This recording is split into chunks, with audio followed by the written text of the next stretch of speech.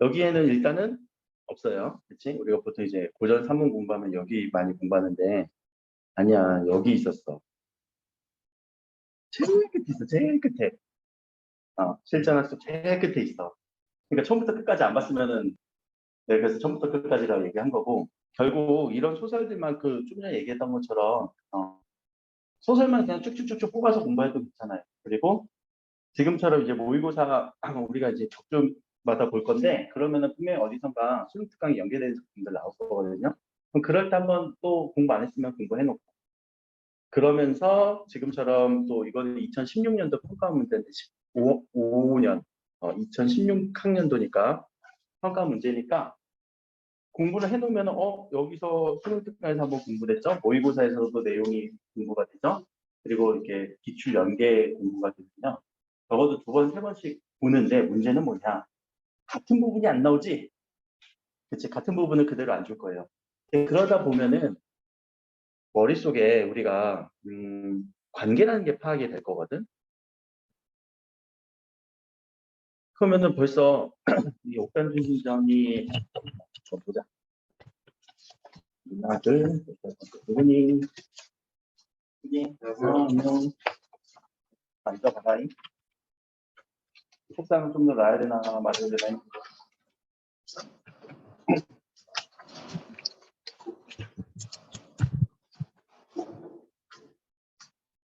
시험지는 다 가져왔지? 가져가.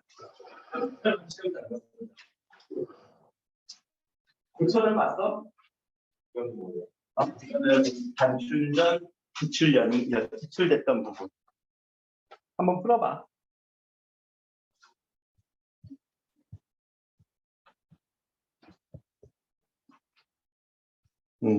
지금 그러면은 우리는 자연스럽게 이렇게 부분을 공부했지만 누구는 나쁜 놈이고 누구는 착한 놈이고 고전수능 같은 경우는 파악되잖아. 그치? 누가 나쁜 놈이니? 설룡이가 나쁜 놈이냐? 아니요. 누가 나쁜 놈이야? 김감사가 나쁜 놈이지? 이름은 김. 진이 맞아? 그치? 김진이.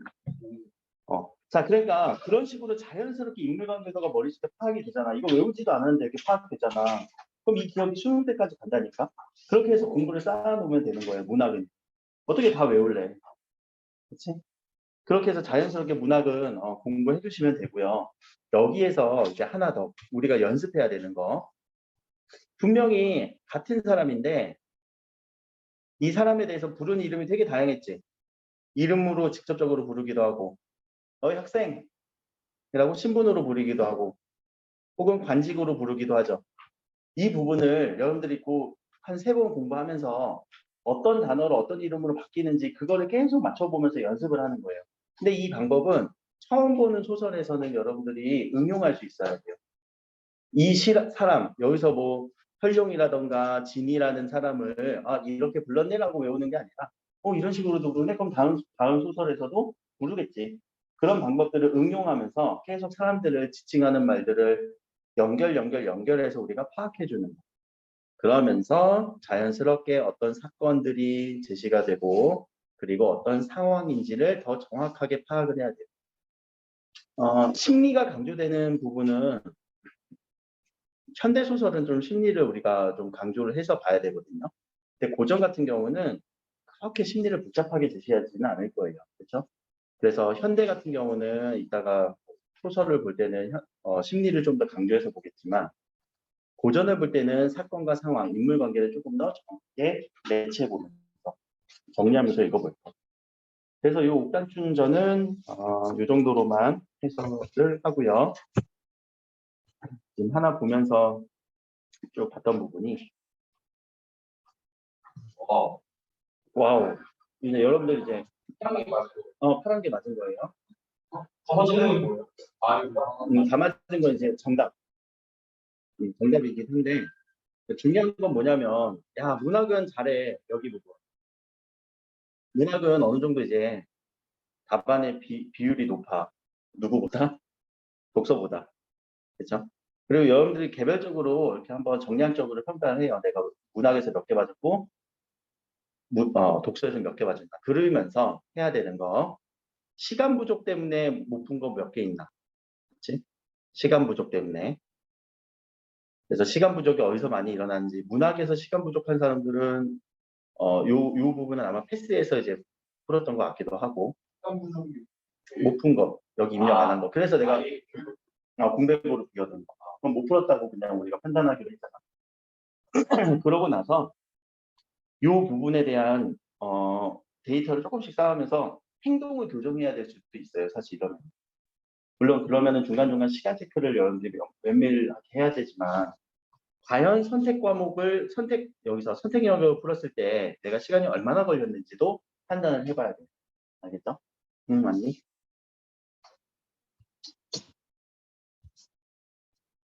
야, 근데 언어와 매체 선택한 사람이 이렇게 많았어? 생각보다 많네.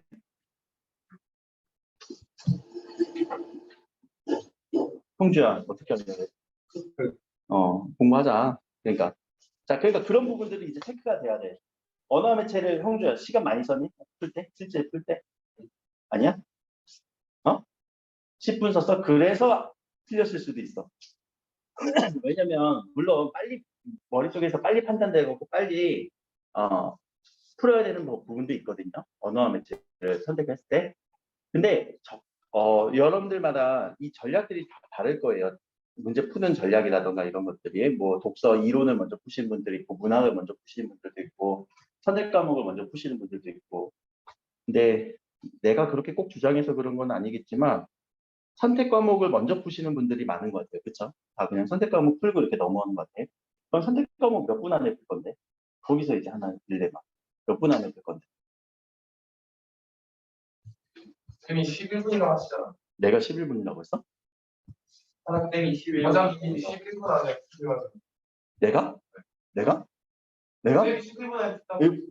그거는 내 기준이고.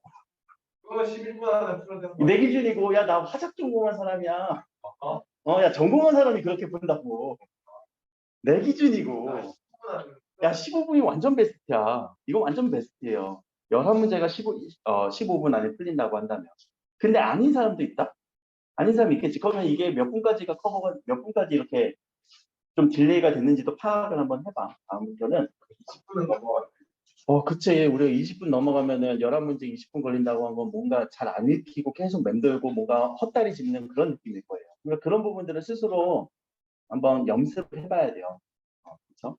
그래서 화법과 작문 뭐 부분 파트만, 근데 화법과 작문이 작년부터 11문제에 유형이 됐고 그전에는 다 10문제였잖아. 그럼 플러스 마이너스 몇 분 이렇게 해갖고 조정을 한번 해서 스스로가 뭐 기출문제집이라든가 이런 거 많이 문제 달라고 해. 줄게.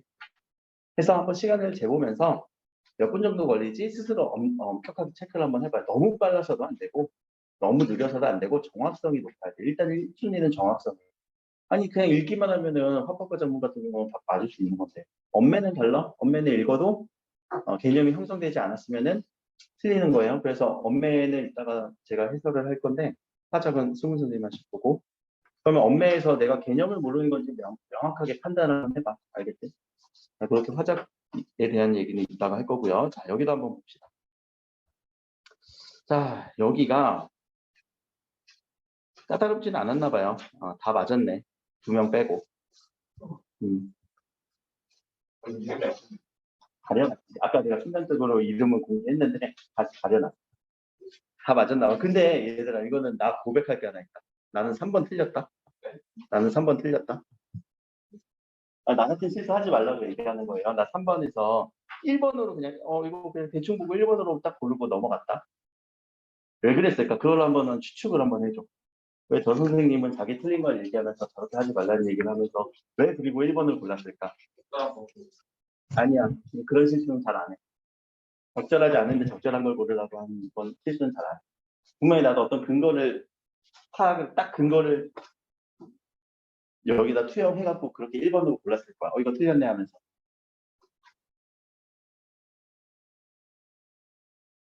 왜 저 사람은 자기 틀린 얘기 이렇게 할까? 그런 실수하지 말라는 얘기가 아니야, 보기 읽었지. 내가 설마 그런 실수 안 하겠냐? 그렇게 강조를 해놓고서는 안 하겠냐?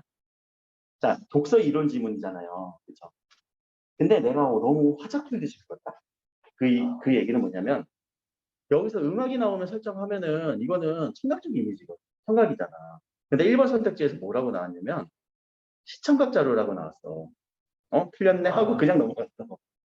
근데 이거는 합법에서는 돼요. 합법에서는. 근데 이런 실수하지 말라는 얘기야. 근데 다 이거 어떻게 다 2번으로 봤니? 나 2번 읽지도 않았지만 사실. 2번으로 봤어? 나처럼 이런 고민했던 사람 없어? 오늘 시청각 자료를 완전 막내지금 웹툰을 보고 음악을 들으니까 시청각 자료가 저데이터하고 나는 여기서 그냥 여기 음악이 나오니까 이거는 청각 자료네라고 그냥 판단하고 넘어갔다라는 뭐라고 해야 되니? 고해성사? 그래? 자, 그런 식으로 이건 독서 이론이잖아요. 조금 더 넓게 볼게요. 알겠죠? 자, 독서 부분을 다시 한번 좀 쭉 정리해 봅시다.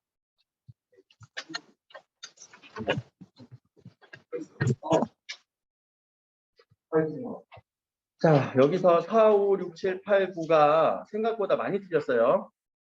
여기 부분이거든. 4, 5, 6, 7, 8, 9. 시간 없어서 푼 거보다 풀었는데 많이 틀린 부분들이 많아. 그치? 시간 없어서 그냥 블랭크 돼갖고 틀린 부분들은 괜찮아. 시간 없어서 뭐 못 푼 부분들은 다른 데서 이제 시간을 조금 더 세이브 하는 그런 연습을 해야 되지만 풀었는데도 자신 있게 답을 선택했는데도 틀렸다라는 부분들은 뭐가 안 됐을까? 이거 인문 지문이고 생각보다 지문은 그렇게 어렵진 않았을 텐데 집에 가셔서 다시 한번 읽어봤어요? 이거 틀리신 분들? 그럼 내용 정리되니? 어려워? 여전히 어려웠어? 네. 생각보다 생각보다 어려웠어? 되게 어려웠어? 여기가 어려웠어? 둘 중에 하나? 만만치 않았어? 예고가 먼저 그러면 저는 이렇게 지문의 유형을 크게 보면 우리가 뭐 인문 예술 지문, 사회, 문화 지문, 물론 이제 문화는 거의 안 나오지. 경제 기술 지문, 아니 그냥 과학 기술 지문 이렇게 크게 유형화는 되죠. 지금 뭐가 뭔지는 먼저 문제는 알고. 그러면 자 인문 예술 지문에서 유독 얘기하려고 하는 그 특징, 다른 데는 없고 얘만 얘기하려고 하는 특징, 왜 인문이라고 할까? 예술 지문은 뭐 번외로 치고 왜 인문이라고 할까? 인문의 단어의 뜻, 거기서 나타나는 특성, 그 특성을 가지고 글에 연결시켜서. 우리 인문학에는 뭐가 들어가니? 인문이라는 단어가 뭐야? 철학이라든가 사람들이 하는 그 문화적인 그런 소산들, 철학도 들어가고 역사도 들어가고, 그렇지? 그래서 그 대표적인 게 맞아요. 철학이에요. 그럼 자, 철학이라는 거는 철학 지문이 나오는 순간, 이것도 철학 지문이지? 철학 지문이 나온 순간 철학의 개념은 또 뭐라고? 밝혀내는 거, 밝힐 철자거든요. 뭔가 밝혀내는 학문이야. 근데 뭘로 밝혀내? 과학적 방법으로? 아니야, 생각으로. 자, 그러면 결국 철자는요, 생각이에요. 인문지문을 읽을 때는요, 이 사람이 무슨 생각하는지 그거를 판단해주면 돼. 생각을 요약해주면 돼요. 내용이 너무 많이 나오면 정리를 해야 되겠지만, 문장 정리하는 연습도 해야 되겠지만, 결국 이 사람 생각을 요약해주면 되거든. 요약을 한번 들어가 보자. 근데 가를 읽었으면, 여러분들 읽은 사람들은 많이 나왔을 거야. 생각 되게 많이 나왔지. 그럼 그 사람들의 생각, 어떤 뭐 주의자들의 생각을 요약 한번 해보자. 첫 번째는 자연주의는 어디까지 끊겨? 여기까지. 그러면 자, 이 말을 조금 더 간략하게 요약해볼까? 간략하게 요약할 때는 핵심 키워드에 그냥 밑줄만 치고 넘어가도 되고요. 아니면 자신의 말로 바꿔도 괜찮아요. 해보자, 요약.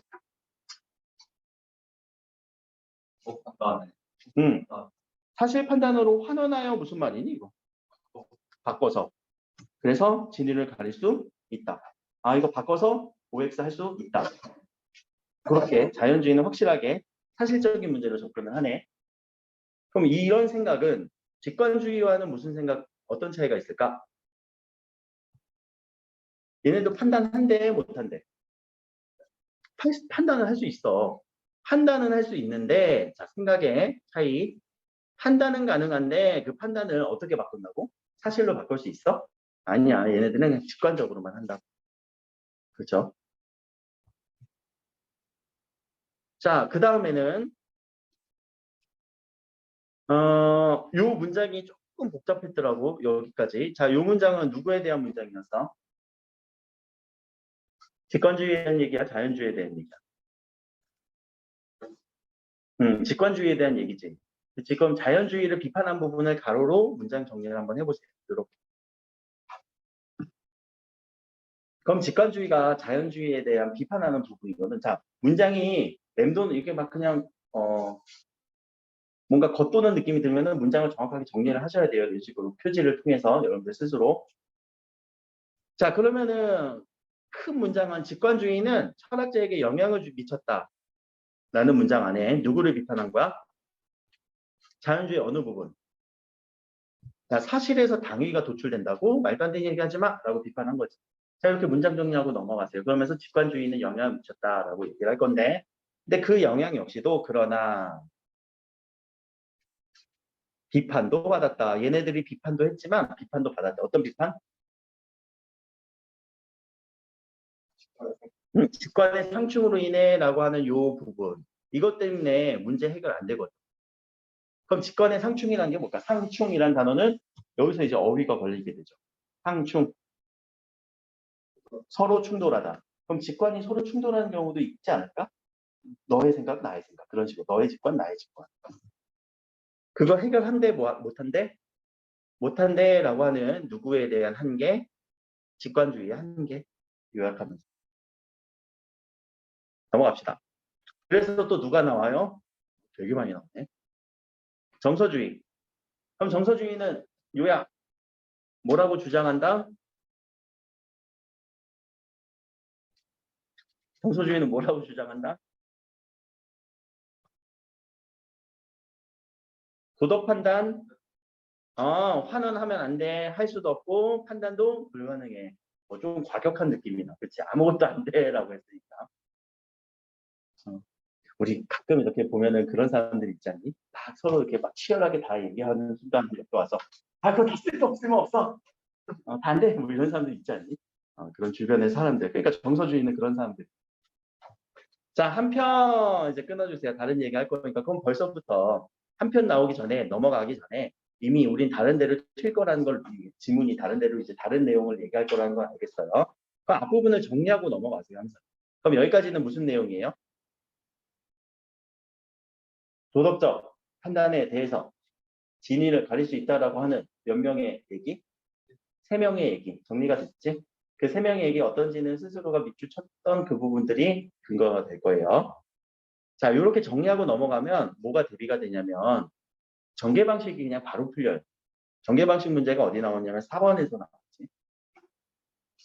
그죠? 4번에서 어떤 그 일정한 흐름의 전개 방식 문제를 얘기하는 거. 근데 아직 안 읽었으니까 여기까지 돌아와서 한편 사회 생물학자들은 또 다른 사람들 비판한다. 누구를 비판했니? 여기서 이제 누구를 비판했다라고 하면 우리가 조금 더 이해하기 쉬웠는데 그 누구를 다른 말로 바꿨다? 첫 번째는 직관이라거나 이거 누구 비판한 거야? 직관주의. 어디니까? 네.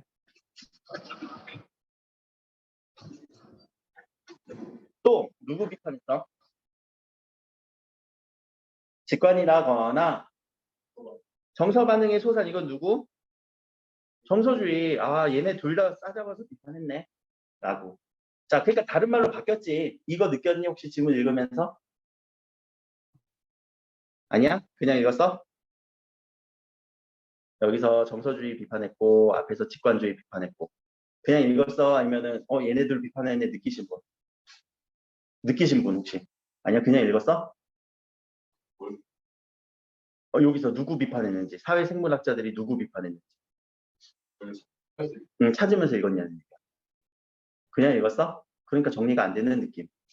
자, 제일 중요한 거는요.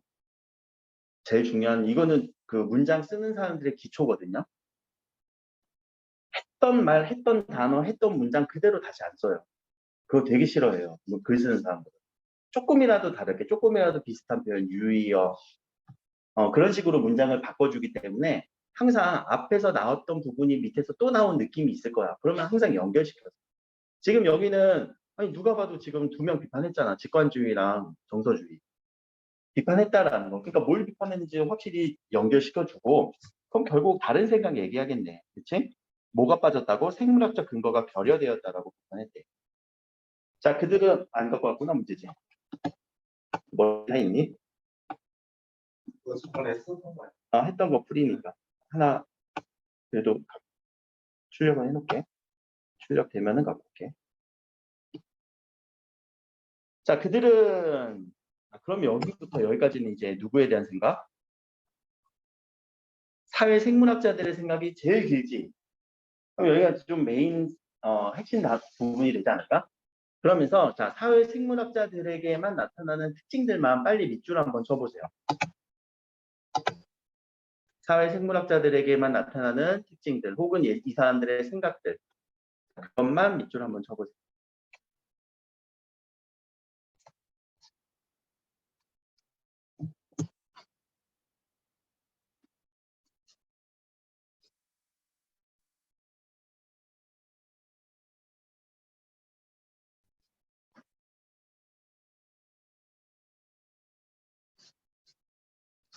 그리고 뭐 단어를 묶어서 요약할 수 있는 부분들은 요약을 해보고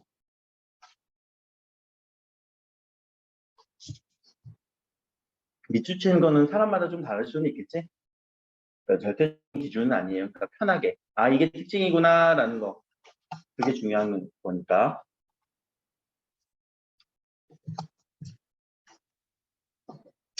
그리고 이 사람들이 하는 말은 결국 뭐야 라고 그 메인 부분도 뭐 별걸 친다거나 밑줄 쳐야 되겠지.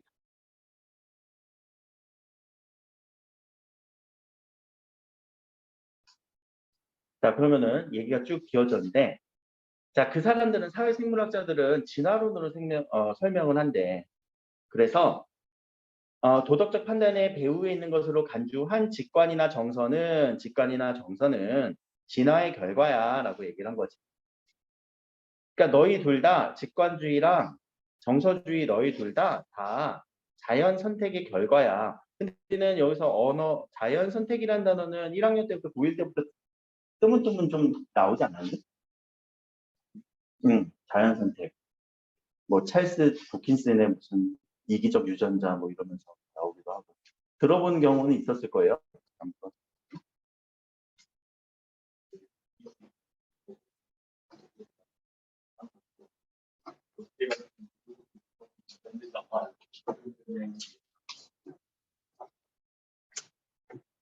아무튼.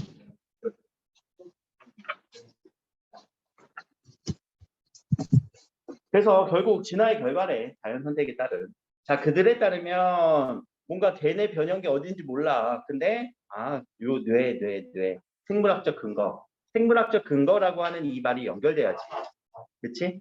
생물학적 근거에 있는 정서 중추는 이런 반응을 결정하고 결국 정서 중추가 결정하고 이런 반응은 생물에게 유리한 작용으로 얘기하는 자연 선택에 대한 얘기를 쭉 하고 있었고요. 여기서 이제 또 끊어주면 될 것 같아. 내용이 조금 끊겼어. 자, 도덕과 관련된 대표적인 예는 이타심인데, 자, 이런 이타심도 어디서 나온대? 종의 유전자. 더 많이 남기게 되는 자연 선택에 따른 예시다. 그리고 직관이라는 것도 정서 반응의 일종으로서 직관과 정서를 지금 연결시켜 버렸지. 자, 우리는 타인을 해치면 죄책감을 느끼고 의무감을 느끼는데 이러한 즉각적 정서 반응으로서 의무감이고 직관이다. 정서와 직관을 연결시켰어요. 그래서 따라서 도덕성은 생물학적 진화의 결과라고 주장하는 사람들. 크게 막 한마디로 정리할 수는 없지만 그래도 정리해 보자면은 다 생물학적 진화의 결과야. 모두 직관과 정서. 이런 도덕적 판단들. 뇌과학자들은 그렇게 얘기하죠. 자, 그래서 마지막 부분 이 사람들이 얘기하는 거는 야 이거는 우리가 만들 수 있어. 도덕 규범 제대로 만들 수 있어. 라고 얘기를 하죠. 어떤 기준을 명확하게 세울 수 있어. 라고. 자, 그러고 난 다음에 저는 이렇게 제시하고 싶어요. 가에 해당하는 것만 빨리 풉시다. 몇 번 문제는 바로 풀릴까? 5번 문제?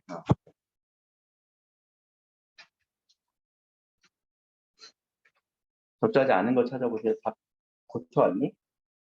1번 한번 읽어볼까? 자연주의는 어떤 사람들? 치환 애들. 그렇지. 치환해서 판단하는 애들. 도덕적 진위 구분이 가능하다고 본다. 맞니? 그럼 자, 요거는 맞네. 직관주의는 어땠어? 직관적으로 판단할 수 있다고 했잖아. 그럼 얘네들은 둘 다 가능하다네. 여기가 틀렸네. 요렇게 해서 1번이 틀렸습니다. 라고 보면은 5번은 많이 맞았니? 5번 많이 틀렸네. 왜 틀렸지? 1번에서 그 달리가 진이 구분이라는 말 그대로 자연주의는 그걸 사실 그걸 꼭 진위라는 단어가 처리가 안 됐구나. 자, 사실이 아니에요. 진짜는 참과 거짓. 사실이라는 단어는 좀 달라. 참, 거짓이에요. 진위 구분. 둘 다 진위 판단 된다라고 아까 비교 판단해주면서 바로 정리했으면 이거는 맞을 수밖에 없지. 진위 부분에 판단이랑 자, 진위를 가린다라는 얘기. 여기서 진위라는 거는 참과 거짓. 철수는 선하다. 이거 참, 거짓. 할 수 있니? 할 수 있. 이제 여러분들의 주의자가 여기서 갈리는 거야. 할 수 있다라고 하면은 적어도 할 수 없어요. 정서주의는 아니겠지. 할 수 없다는 거는 이제 정서주의에 들어가는 거고. 그럼 자, 할 수 있다는 사람은 누구야? 직관주의, 자연주의, 생문학. 걔네 3명은 할 수 있다고 했고 정서는 못했고. 여기서 또 이제 중요한 포인트가 뭐냐면 너무나 많은 대상들이 나왔잖아. 뭐 A, B, C, D라고 하는 4명의 대상들이 나왔잖아. 그럼 얘네들 뭐가 같고 뭐가 다른지를 꼭 정리해주면서 읽어줘야지. 그거는 당연한 기본이에요. 기본. 적어도 C, D까지 안 가도 2명까지만 나와도 서로 다른 두 대상이 나오면요. 뭐는 같고 뭐는 다른지는 꼭 구분해주면서 분류해주면서 정리해주면서 읽어줘야 돼. 이거 그래서 답은 1번으로 보고 되게 쉽네라고 해서 결과를 보니까 다르네.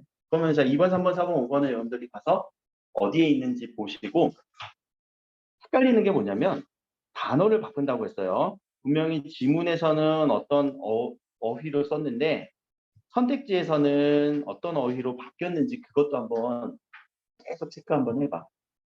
그런 패턴들 되게 좋아하니까. 자, 그리고 4번도 한번 건드려 볼까? 가만히 있고. 뭐 나는 모르겠지만 가만히 있고. 도덕적 판단 정당한 문제에 대한 사회생물학자의 주장을 옹호하고 있다. 옹호까지 가로 연결할 수 있을까? 옹호한다는 그냥 사실만 그치 그냥 설명만 하는 거잖아. 옹호라는 건 뭔가 지켜주고 그래 그러면 이건 틀렸다라고 볼 수 있지. 나 읽지 않아도 벌써 하나가 날라갔네. 이렇게 가능하겠어? 이거 왔다 갔다 하는 거? 가능한 사람만 한번 해봐요. 시간 부족할 때 이 방법이 되게 좋거든. 자, 가와 나 모두 도적 판자 정당한 문제에 대한 상반된 입장을 장단점을 분석하고 있다. 장단점? 장단점? 장단점 다른 거. 상반된 입장? 상반된 입장들은 되게 많았지만 뭐 특징이겠지. 그러니까 이것도 약간 애매한 것 같고. 자, 가와 달리는 가로 쳐주고 나부터 얘기하는 거니까 얘는 아직 판별 안 되겠네. 또 가와 달리 나는 판별 안 되겠네. 자, 나와 달리 가는 판별되겠다. 가는 사회생물학자들의 주장이 변천해온 과정을 통시적으로 시간적 변화 있었어? 없었지? 이렇게 해서 일단 1번과 5번 요거는 난 세모. 근데 3번, 4번은 응. 가와 달리는 거. 설명된 내용이 아예 일치하는지. 그렇게 봐도 괜찮아. 근데 그렇게 보면 한 번 더 문장을 꽈서 생각을 해야 돼. 그러면은 또 생각이 복잡해지니까 나는 그 방법은 좀 비추. 그냥 눈에 보이는 대로 바로 판단. 눈에 보이는 대로. 문장을 이렇게 가로로 내가 정리하는 것도 문장을 그냥 바로 보고 판단하게끔 정리하라고. 그 문장 정리고 이걸 한 번 더 꽈서 생각하는 거는 수능 독해에서는 좀 요구되지 않은 그런 부분이 문장을 굳이 껄 필요는 없어. 물론 추론할 때도 역추론이라든가 이런 거 할 때는 꽈서 생각을 해야 되지만 그걸 나타나지 않는 걸 추론해야 되지만 그건 지문 아니야. 자, 그럼 이제 나로 한번 가봅시다. 자, 여기부터 이제 좀 뉘앙스가 달라졌을 거예요. 앞에서 그냥 단순하게 4명 띡띡띡띡 있어. 그리고 사회생물학자들은 앞에를 다 비판하면서 자기가 짱이래. 이런 느낌이었다면. 자, 밑에. 도덕적 유전의 기원을 탐색함으로써 이런 표지들도 여러분들 잘 보세요. 연결 표지지만 으로써 원인이지, 이유지. 그래서 퇴색해버린 과거 규범보다 더 지속성 있는 규범을 마련할 수 있다라고 얘기를 합니다. 누가? 이 사람들. 자기네들이 짱이래. 그런 느낌으로 요약했다, 그 다음. 문장을 쉽게 처리하려고. 자, 이러한 주장은 문화권마다 도덕권을 상이하다는 점을 설명하지 못해 지적을 받곤 합니다. 근데 이러한 주장, 얘네들의 주장은 아니거든. 응, 니네 이거 한계가 나오네. 니네 이거 못하잖아. 그치? 문화권마다 도덕성이 상이하다. 그래서 문화의 영향력 과소평가한 것이 아니야? 라고 이렇게 한계성을 지적을 해주고 있어요. 왜냐면 앞에서는 보평타당한 기준이 될 수 있다고 얘기했지. 근데 그러면 문화권마다 왜 이렇게 도덕 구별이 많이 달라? 보평타당한 게 뭔가 생겨야 될 거 아니야? 안 그래? 근데 문화권마다 다 다르잖아. 우리나라에서는 예를 들면 갑자기 떠오르는 게 그거 있어. 1부 2처제 하면은 난리 나지. 또는 다부 1처제에도 난리 나지.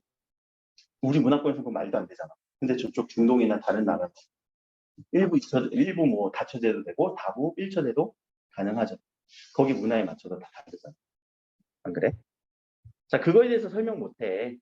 그래서 이에 대해 그들은 누구야?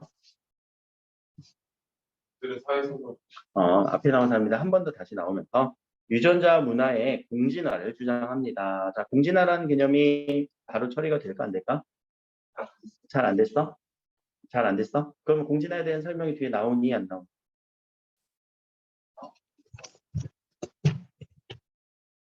자, 보자마자 공진화가 뭐지? 바로 처리 안 된 단어잖아.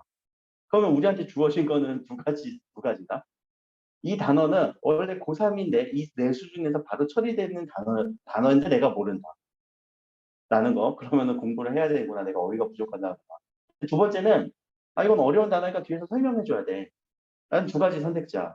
그럼 우리는 두 번째, 얘가 설명되는지를 한번 보자. 도대체 뭐가 공진화라는 단어인지.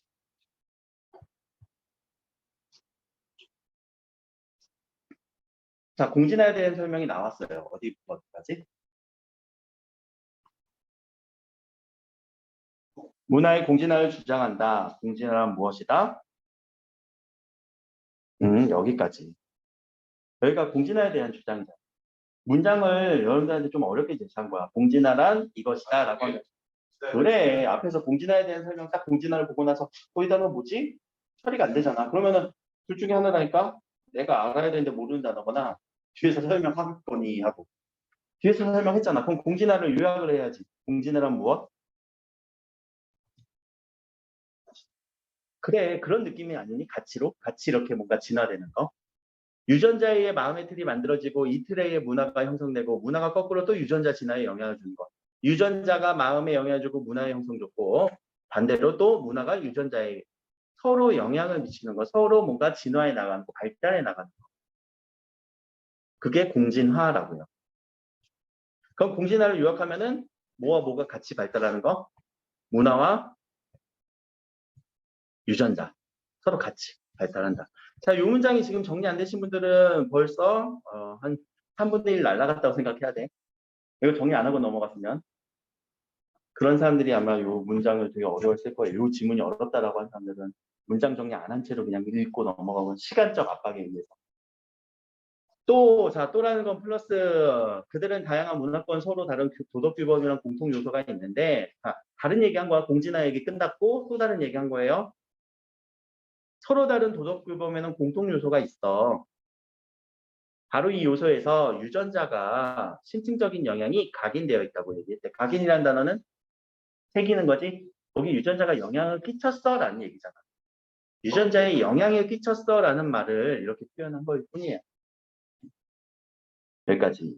근데 유전자의 어떤 영향, 이라고 이렇게 자 하나만 또 이거는 뭐 스킬적인 문장 읽을 때 문단 읽을 때 스킬적인 부분인데 자, 문단에서 이렇게 연결되는 문단과 문단 사이에 요 앞에 표지가 따로 없거든요. 지금 문단에서는요. 그럼 여러분들이 스스로 문단을 느끼거나 문맥을 느끼거나 문장을 정리하실 때 첫 번째, 이어지는 내용이다. 두 번째, 반대되는 내용이다.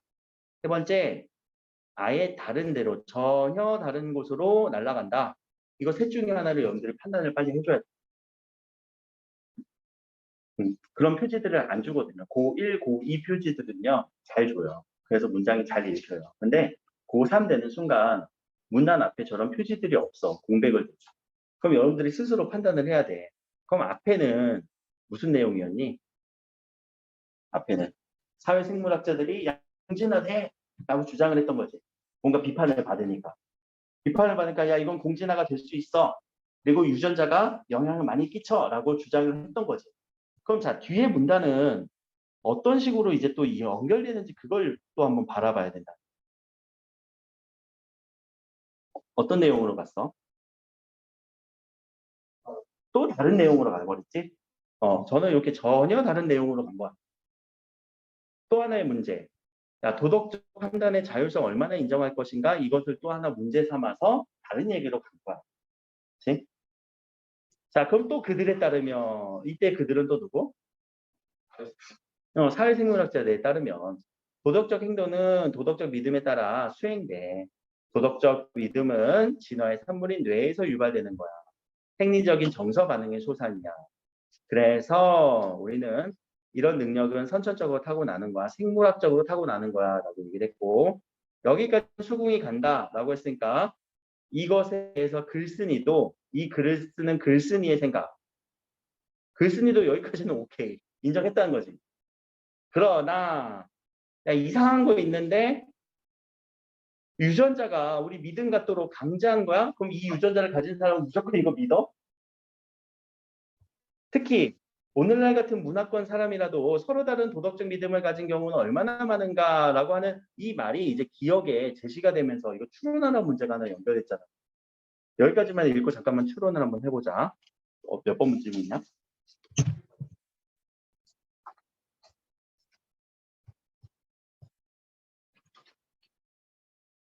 자, 그러면은 이 말을 다시 한번 읽어볼게요. 오늘날 같은 문화권 사람이라도 서로 다른 도덕적 믿음을 가진 경우가 얼마나 많은가라고 하는 이 부분이 지문 다 읽고 와서 이거 문제 풀려고 하면은 여기서 느꼈던 그 문맥을 깜빡하고 넘어갈 수도 있거든. 이거 되게 문장 정신없이 주는 거잖아. 그러면은 자, 기억이 나오기까지 어떻게 문장이 이어졌는지 이 문단 안에서 얘기를 해봐. 도덕 판단의 자율성을 얘기하면서 그거 뇌에서 신호가 만들어진 그냥 생리 정서적인 반응이야 라고 얘기를 했지. 아니야, 거기서 생체적인 것에서 유래됐다. 생리적, 생내적은 다른 의미입니다. 거기서 유래됐다. 생체에서 유래됐다고. 자, 그러나 유전자가 특정 도덕의 믿음을 강제하는 것은 아니지 않아? 특히 오늘날 같은 문화권 사람이라고 해도 자 이때 같은 문화권 사람을 우리는 뭘로 받아줘야 될까? 앞에 있는 지문, 앞에 있는 문장에서 같은 문화권 사람 갑자기 같은 문화권이라고 했으니까 여러분들 연결 안 되는 부분들이 있었을 텐데 바로 앞지문에서 같은 문화권 사람은 같은 유전자 특성 같은 유전자를 갖고 있는 사람 같은 문화권은 그런 유전자가 비슷하게 묶여있는 사람이잖아. 그러니까 이 문단 안에서의 이 기억은요. 같은 문화권이라고 해서 진짜 우리가 생각하는 그 문화가 아니라 같이 이렇게 형성되는 유전자 안에서 있는 사람들 사이에서도 뭐가 달라? 믿음이 다르잖아 라고 이렇게 문장을 이해해 줘야 되는데 나중에 지문 다 읽고 와서 기억 보면은 그냥 요 부분만 보잖아. 그렇게 해서 틀리지 않았을까? 라고 하는 요 부분에 대한 문제 풀어봅시다. 이것도 많이 틀려서 지금 풀어보라는 얘기예요. 7번. 7번 정답률이 어마무시하네. 이건 다시 풀어보세요.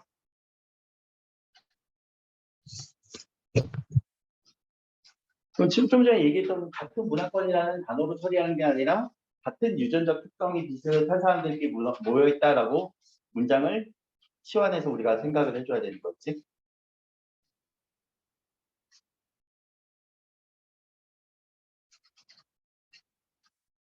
이것도 한 번 더 이제 또 여러 가지로 문제 어렵게 낸 거예요. 7번도 어렵긴 해. 근데 어려운 근본은 그 기억의 문장이 여러분들이 생각만큼 바라봤던 대로 처리가 된 게 아니라 유전적 특성이구나라고 처리를 한다면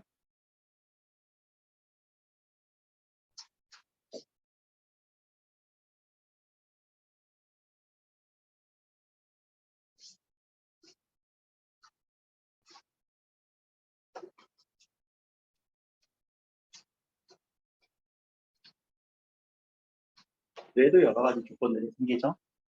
자연주의는 기억의 문제 해석 가능하다고 볼 것이다. 어떻게 생각하니? 자연주의는 어떤 사람? 치환해서 사실 판단하는 사람. 이거 무조건 사실 판단할 수 있어. 정서주의는 야 필요 없어. 그런 거 다 필요 없어 라고 얘기할 사람들의 특징이지. 또 사회생물학자들은 불가능하지 않다라고 볼 것이다. 왜? 보편적 특징들이 있은 거니까 그런 걸로 규범을 정하면 돼 라고 얘기를 할 거예요. 나의 글쓴이는 사회생물학자들이 기억의 문제를 설명하는데 성공하지 못했다고 볼 것이다. 이건 아직 몰라. 왜냐면 나의 글쓴이의 생각을 쭉 읽은 건 아니니까. 자, 근데 4번도 한번 보자. 직관주의는 사람들의 직관이 상충한데 사람들의 직관이 왜 상충할까? 같은 문화권인데 라고. 이 부분들이 문제를 풀어내는 핵심 키워드세요. 사람들의 직관이 상충한다라고 하는 보는 부분들은 직관이 상충한다라는 이 말이 여기서는 같은 문화권 사람들은 같은 여자가 같은 유전 특징이 있을 거니까 상충되지 않을 거야라고 하는 조금 비약이 되지 논리적 비약이 생기는 그런 질문이기도 해요. 그래서 기억의 문제가 발생할 수 없다고 볼 것이다. 직관들이 상충함으로 기억의 문제가 발생할 수밖에 없다고 볼 것이다. 이렇게 얘기할 수 없는 근거가 같은 유전자를 가진 사람들은 같은 행동적 특성이 생길 거고 직관도 비슷할 것이다 라는 하나의 논리적 근거로서 상충이 X가 쳐질 수밖에 없다. 약간 요거는 기약이 있는 지문이라서 요 문제 풀어낸 사람도 용해. 문장을 정리하면서 약간의 비약이라던가 유추라던가 추론들이 나올 텐데 그럴 때마다 지금 여러분들이 연습할 때 그런 거 못한다고 해서 좌절할 필요 없어요. 그리고 여러분들한테 주어진 이런 문제들이 그렇게 막 100%이 문제가 좋은 문제다 이렇게 얘기도 안 돼. 여러분들이 여기서 해야 되는 건 이런 식으로 문장을 읽어서 여기까지 끌어올 수 있나? 그 정도 연습을 하는 거지. 알겠지? 그리고 이거 내용 공부해서 뭐 하겠니? 어차피 얘는 이 지문은 수능이 안 나올 텐데. 안 그래? 근데 여기서 방법은 연습을 해야지. 어떤 방법? 지문을 정리하고 내용을 요약하면서 어떤 식으로 근거를 찾아내는 그런 방법들은 그 방법을 연습을 하는 거예요. 자, 조금만 더 이어나가자. 여기도 여전히 뭐가 없어? 표지가 없지? 그럼 내용이 이어지는지 반대되는지 또 다른 내용으로 가는지도 생각을 해주셔야 돼요. 인간의 뇌는 진화의 산물이지만 진화를 통해 뇌는 자율적으로 사고할 수 있는 상발적 자유를 가지고 보는 것이 합당하다. 까지 끊으면은 이어지는 내용이니 반대되는 내용이니 전혀 다른 내용이니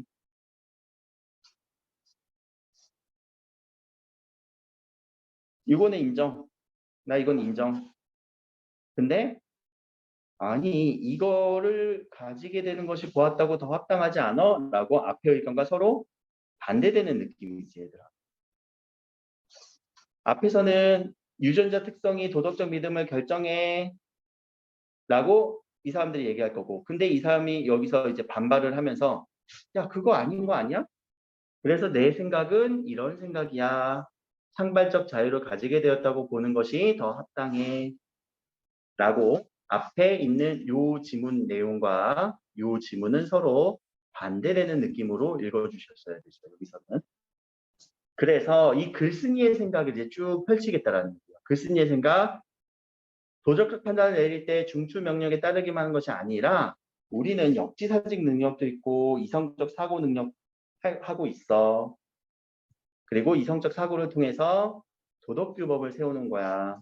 특히 여기서 생윤하는 사람 별로 없지. 쾌고 감수 능력이라는 것도 우리 생윤에서 나오는 개념인데 쾌락과 고통을 느끼고 수용하는 능력이라는 거예요. 쾌고 감수 능력이 있는 동물을 동등하게 대우해야 된다는 도덕규범이 그 중에 하나야. 요새 이제 그 쾌고 감수 능력의 하나의 그 도덕적 이슈, 동물 복지 이슈로 나오거든. 동물도 똑같이 우리랑 쾌락과 고통을 느낄 수 있어. 그러니까 존중해야 돼라는 거. 그거는 우리가 이성적 사고를 통해서 나타낸 규범이거든. 이라고 이 글쓴이의 생각이 그럼 여기서 집약이 된 거죠. 여기는 글쓴이의 생각. 이성적 생각이라고. 자, 그래서 마지막 사회생물학자들은 도덕이란 인간의 문화가 왜 생겨났는지 사후적으로 설명할 수 있었을 뿐이야. 요약해주고 있죠. 얘네들은 한계가 있어. 어떤 한 정당화하는 것은 다른 문제야. 그래서 이성적 사고가 필요해. 글쓴이의 생각, 이성적 사고가 여기 더해진 거야. 유전자를 많이 공유한 집단에 대한 혈연적 애착, 그리고 진화상의 이점이 있기까지 생겨난 정서방이 모두 도덕적 반응이 아니라는 것도 고려해야 돼. 그런 거 이런 근거가 아니야 라고 얘기를 했고, 유전자의 진화와 같이 생물적 사실로 보편적 도덕 규범을 정리할 수 있다고 하는 것은 사실에서 당위를 도출하려고 하는 자연주의랑 비슷한 거 아니니 치환해서 판단하는 거랑 도덕적 규범으로 이렇게 할 수 있다는 건 뭐가 달라? 라고 또 비판하면서 마무리하고. 그러면 자, 4번 문제는 바로 이제 풀리지 않을까?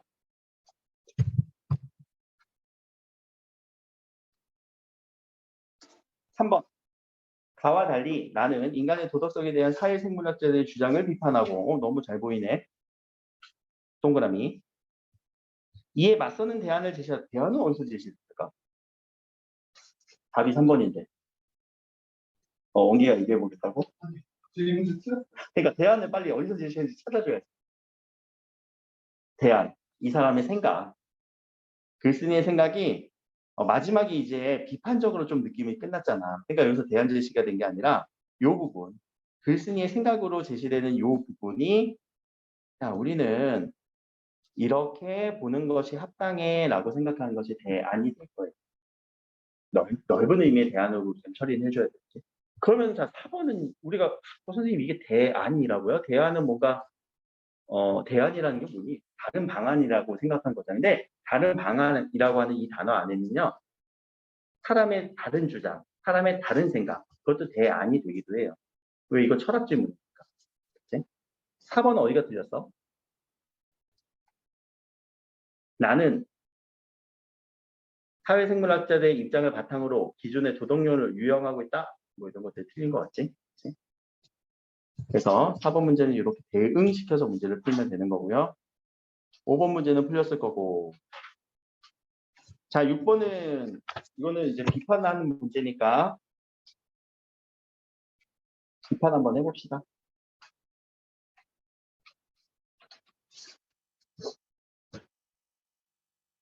논평한 진술. 이거는 논평이라고 하지만 비평을 하면 되겠지. 1번.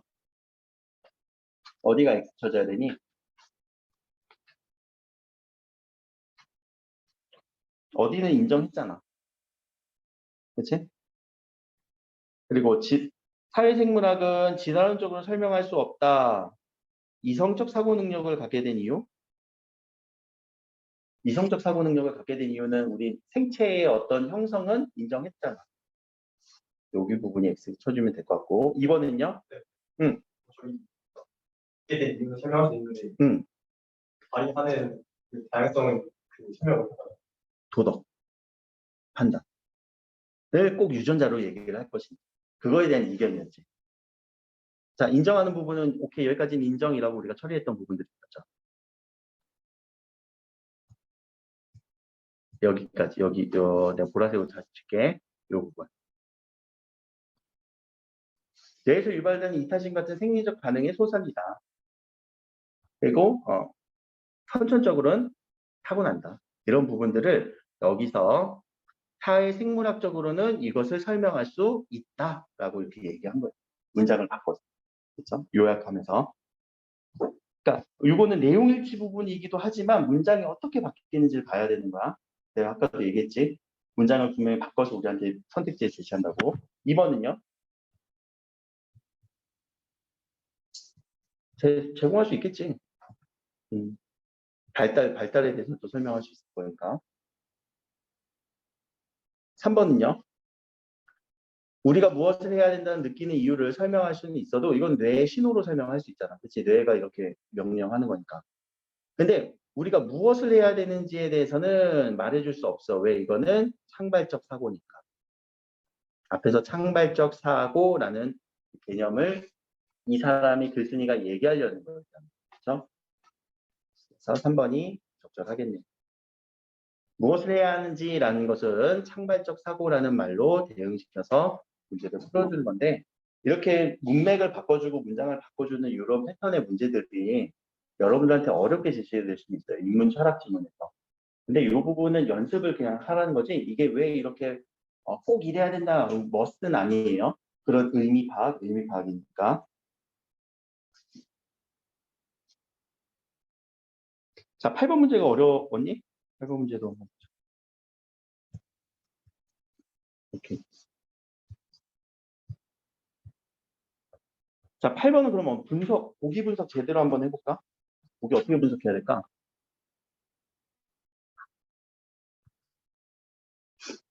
생리적인 정서 반응 중에는 과거의 도덕에 적합할지 몰라도 현재 적합하지 않은 것이 있습니다. 따라서 우리는 의식적으로 가릴 필요가 있습니다. 여기까지는 사회생물학자의 주장, 특히라고 하는 어떤 사례를 줬죠. 외부인에 대한 적대감, 혈연에 대한 애착감은 진화 과정의 산물로 발생한 거지만 현 시대에서는 옳지 않고 오히려 인류의 해가 되는 정서 반응으로 우리는 이것을 판단한다는 얘기죠. 이방인에 대한 적대감과 혈연에 대한 애착감을. 그래서 우리는 유전자와 문화의 노예가 되니까 이거를 극복해내자라고 얘기를 할 거예요. 이것을 극복해내자. 근데 자 나는요 이 글쓴이에요. 어떤 창발적 사고를 향하는 사람이죠. 요 예시를 보고 분명히 다른 관점으로 볼 수 있어요. 갑은 이 예시에 대해서 이거는 오히려 해가 되는 것으로 이제는 우리가 파악할 수 있어. 도덕적 규범을 세웠어 라고 얘기를 했잖아. 도덕적 규범을 세울 수 있어 라고 얘기를 한 거였잖아요. 사회생물학자가. 근데 나는 아니 이거는 오히려 다른 관점으로 그 말씀은 어떻게 이해가 되는지 이 관점에서 내용을 추론을 한다면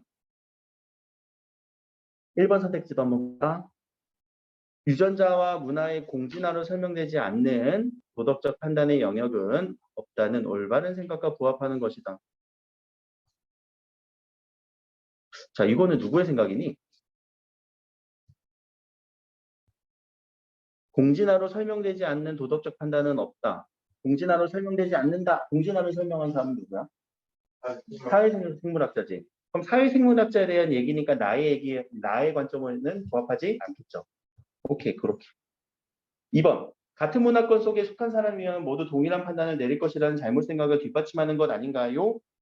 라는 내용은 이 예시하고 그렇게 연결성이 떨어지죠. 이 예시를 우리가 적절하게 연결할 근거가 없잖아.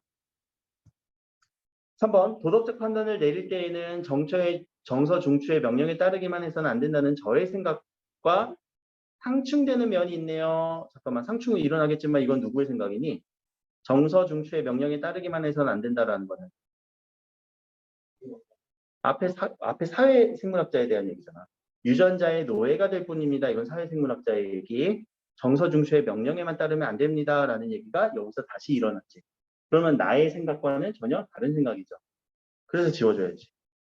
4번은 본능적인 느낌에 의존하지 않고 특정 반응의 옳고 그름을 판단하신 점에서 뇌의 창발적 자유에 대한 저의 생각과 입증하는 거네요. 뇌의 창발적 자유. 그래서 이 뇌는요. 어떤 사례에 대해서 창발적으로 생각할 수 있습니다. 4번이 적절합니다. 어렵니? 문장 구분하는 게 어려웠을 거예요. 문장이 앞에서 지문에서는 특징 설명 쭉쭉쭉쭉 해나가다가 뒤에서는 또 다른 말을 조금씩 교묘하게 바꿔갖고 그리고 어휘들도 좀 어려운 어휘들을 쓰니까 근데 문제 푸는 패턴은 그거예요.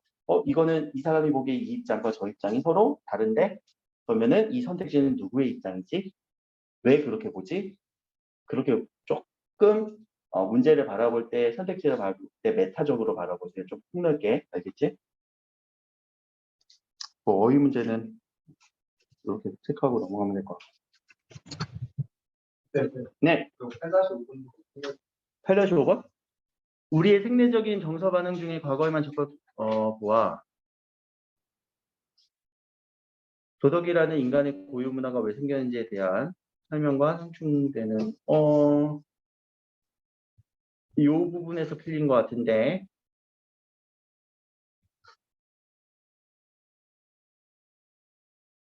도덕이라는 인간의 고유 문화가 왜 생겼는지에 대한 선생님의 설명은 사회생물학자들은 이거 어떻게 설명할 수 있을까? 일정한 보편적 도덕적 규칙으로 설명할 수 있다. 그렇죠? 근데 이 사람들이 보기에는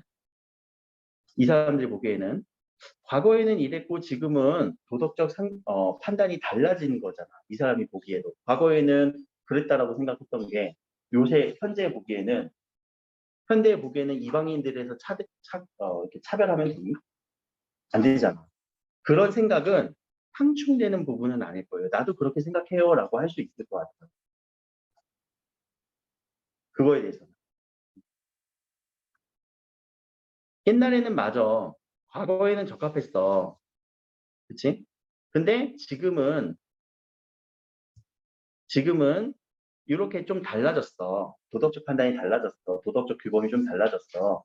라고 하는 거는 이 나의 입장에서도 인정할 만한 얘기인 거죠. 왜? 인간은 자유적인 도덕적 창발성 사고를 하기 때문에 옛날에는 맞았더라도 지금이 틀리다고 생각할 수도 있다. 나의 생각과는 상충되지는 않을 거예요. 누구의 생각인지, 누구의 생각과 비슷한지 다른지를 좀 더 폭넓게 생각을 하세요. 이 문장의 의미를 파악한 다음에.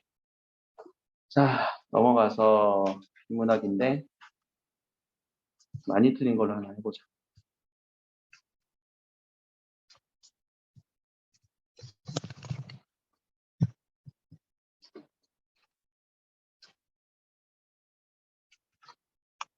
다 어렵네. 비슷하게 어렵네. 근데 모품 문제들이 많고 품 문제들에서 틀린 게 많았던 거는 과학 지문도 그렇고 여기도 그렇고. 여기 다시 읽어온 사람 사회 지문이랑 과학 지문 다 읽어온 사람 풀 때만 읽었어? 알았어요. 가봅시다. 자, 앞에는 쭉 읽었는데 문장 정리하면서 읽었던 거고 사회 지문은요. 이 사회 지문 뭐 경제 지문도 그렇고 법 지문도 그렇고 그럼 사회의 우리 특징 앞에서는 제가 인문의 특징을 얘기하고 그것을 가지고 생각을 정리하면서 생각을 파악하면서 읽자라고 얘기를 했고 그게 대전제고 사회 지문의 특징은요. 자, 사회라는 거는 우리 혼자 살면 사회가 아니지. 여러 명이 같이 살지. 그럼 여러 명이 같이 살면은 뭔가 간에 뭐 사람이라고 표시했지만 관계가 나올 거예요. 그 관계성에 주목을 좀 해보세요. 이건 사회 지문의 특징일 수밖에 없어. 법 지문도 그렇고 경제 지문도 그렇고 수요와 공급도 관계성이잖아. 네가 뭐 할 때 난 뭐 할 거야. 네가 뭐 할 때 난 뭐 할 거야. 관계성. 법 지문도 마찬가지잖아. 누가 계약했어. 둘 간의 관계. 그죠? 그래서 관계에 좀 더 주목을 하면서 대전제예요. 읽어봅시다. 첫 번째 여기까지는 특징이고 여기서 내가 하나 또 알려주고 싶었던 거. 처음 보는 내용이지? 처음 보는 뭐 배경 지식이 동원이 안 되는 부분들도 좀 있죠. 그렇지 않니? 혹시 뭐 거래해봤어 다? 이거 저기 수학 선생님, 준호 선생님한테 물어보면 이거 나보다 더 잘 설명할 텐데. 그러면 자 한번 보자. 자, 여기서 내가 또 하나 제시하는 또 방법은 이거는 그냥 뭐 잡다한 스킬이니까 따라할 분은 따라 해보고 아닌 분들은 그냥 과감히 버리세요.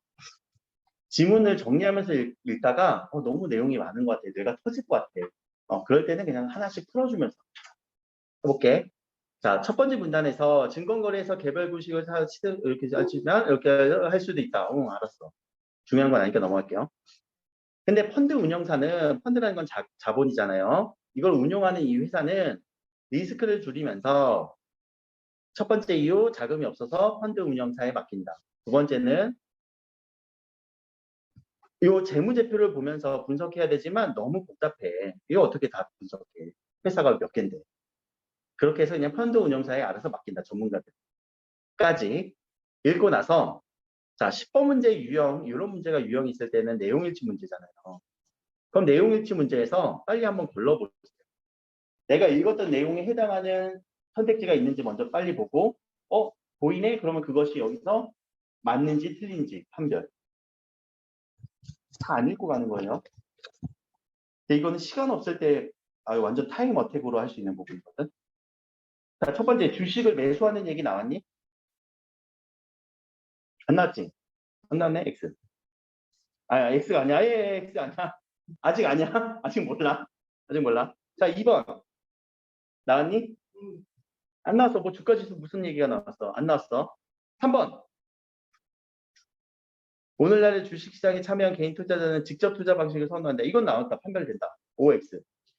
X라고 판별이 바로 되지? 지워졌네. 그럼 나중에 시간 없어서 찍더라도 3번은 안 찍겠지. 그거는 확률이 20%에서 25%로 올라가지. 자, 그 다음에는 요건 아직 안 나왔고 이런 단어 안 나왔잖아. 그리고 5번은요? 5번도 판별되겠다. 왜 X야? 이거는 약간의 추론이 필요하긴 하거든. 자, 재무제표는 어떻게 됐어? 다 공개된 거지? 누구의 허락을 받을 필요 없어요. 그래서 X. 자, 한 문단만 읽어도 벌써 선택지 2개가 날아가면서 자연스럽게 내용이 조금 더 정리되는 효과가 있을 거예요. 내가 읽었던 게 맞는지 틀린지를 판별하면서. 그러면서 우리는 자연스럽게 앞으로 뭐가 나올 것도 보였어? 이런 내용 나올 거고, 이런 내용 나올 거고, 뭐 이런 단어들에 대한 설명 나오겠다라는 좀 프리뷰도 가능하죠. 그 두 마리 토끼. 그럼 자, 이렇게 벌써 한 문단 읽고 지웠으니까 찍었을 때 확률은 또 높아지지. 33%로 갑자기 한 10%가 올라갔지. 20%에서. 찍으라는 얘기 아니에요. 오해하지 마세요. 자, 두 번째 문단. 펀드 중에는 그래 그렇게 자유롭게 거래되는 거 ETF라고 하고 이거는 지수 변동에 따라서 가치 변화인데 연동되는 거네요. 그렇죠? 지수가 오르면 그 가치도 올라가. 주가 지수는 수많은 주식 종목을 주가를 수치화한 것서 어떤 방식으로 하느냐에 따라 다양하게 산출될 수 있어. 읽었으면은 2번 선택지가 판별이 될 것 같은데 OX. X로 바로 판단이 되지. 결과 동일하다 X.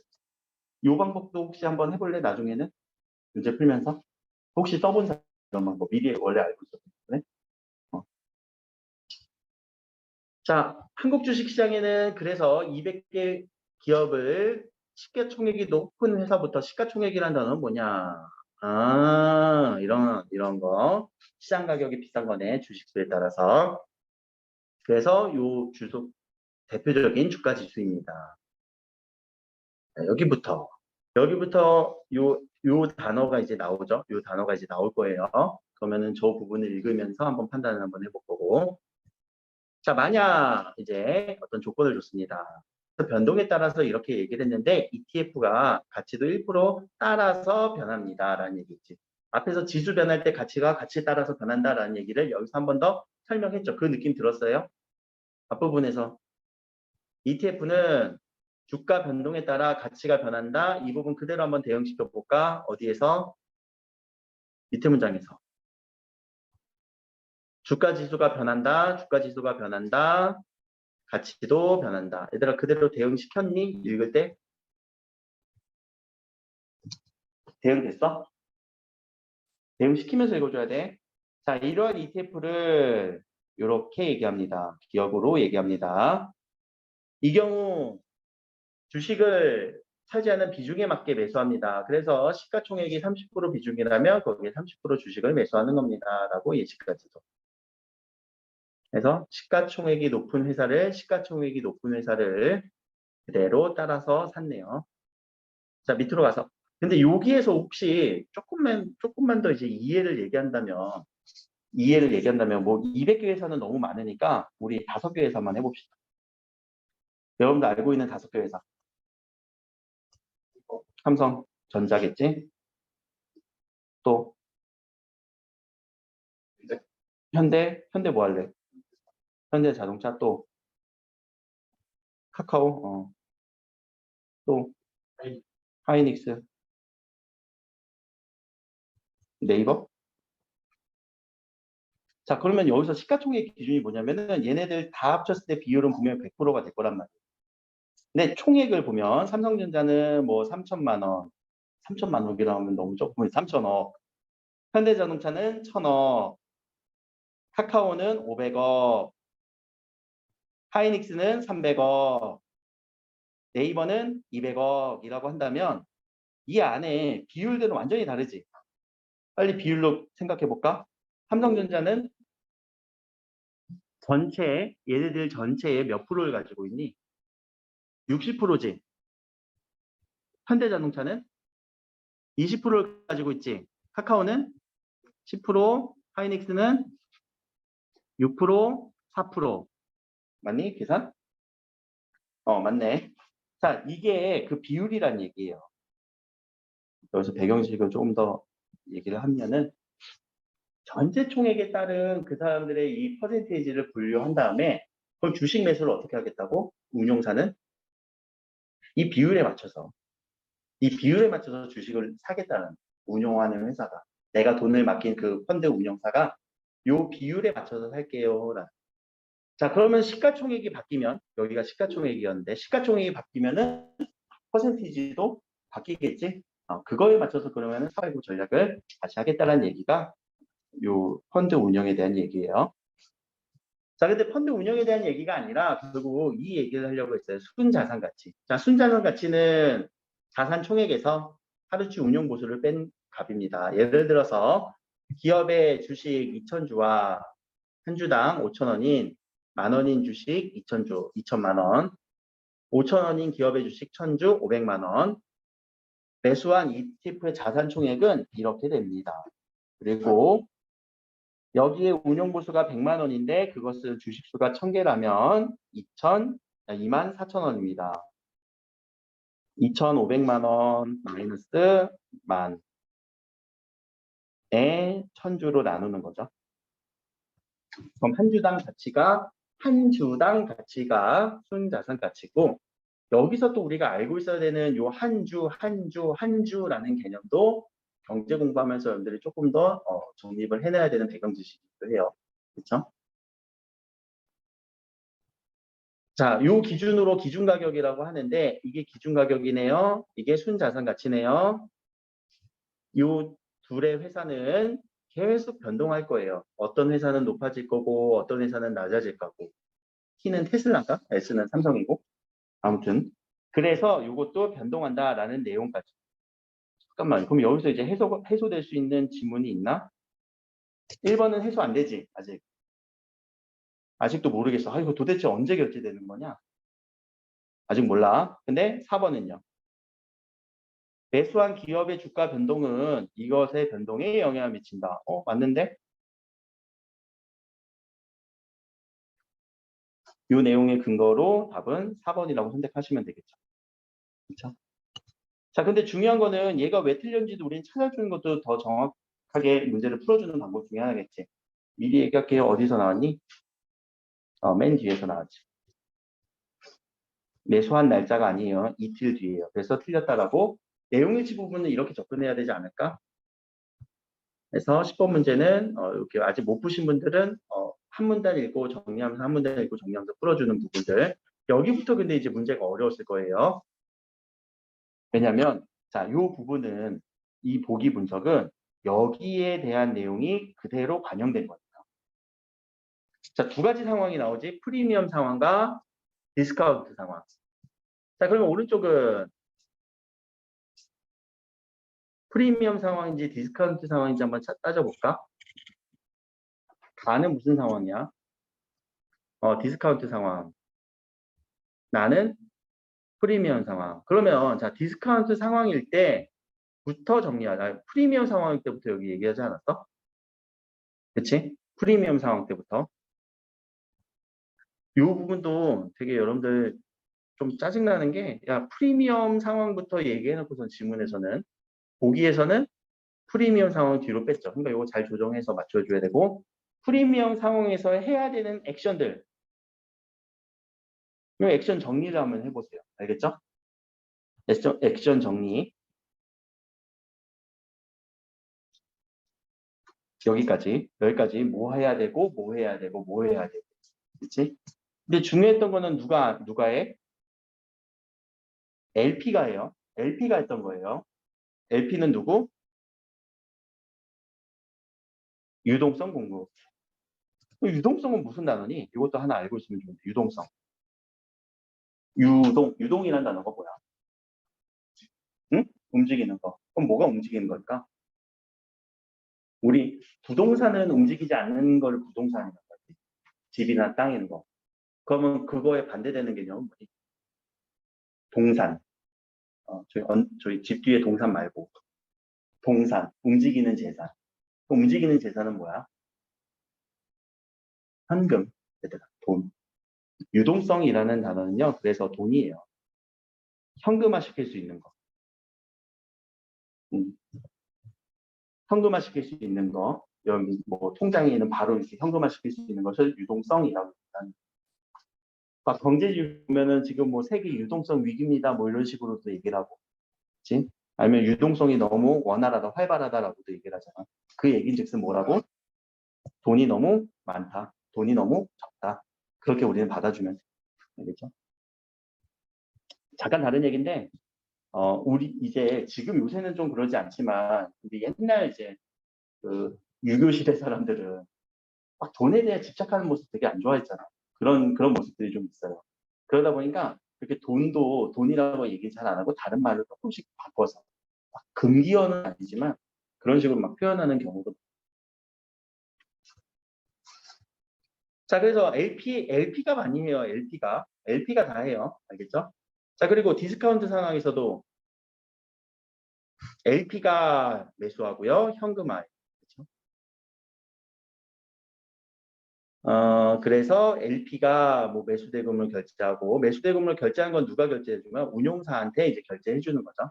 그래서 이 관계 속에서 LP와 운용사의 관계 속에서 어떤 액션이 있는지, 그리고 LP는 어떤 조건에서 어떤 액션을 하는지, 그것을 정리하면 되는 거고. 그렇게 본다면, 자, 디스카운트 상황이고 하나 더 나왔어. 괴리율이라는 거. 자, 요거 괴리율 1% 차이 나는 거 맞죠? 그리고 여기도 괴리율 1% 차이 나는 거 맞아요. 자, 그러니까 괴리율이 1% 이상일 때는 항상 뭐 했다고요. 팔기도 했고, 뭐 사기도 했고. 그런 상황을 그대로 맞춰주는데, 생각보다 여기서는 오답인 이유가 좀 조금 요 조건에 따른 문제가 아니라 다른 데서 나왔어요. 답이 2번인데, LP는 어떤 상황일까? 반은 디스카운트 상황이잖아. 그럼 디스카운트 상황에서는 LP는 어떤 상황을 해야 돼요? 디스카운트.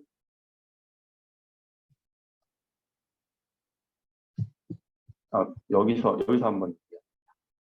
자, 괴리율이 1% 이상이면 이를 줄여야 되는데, 괴리율을 줄이면서 ETF를 거래하는 거예요. ETF를 거래하면서 괴리율을 줄이면서, 자, ETF를 거래했다라는 거는 회사의 주가에 영향을 주는 걸까? 아니면 ETF의 가격에 영향을 주는 걸까?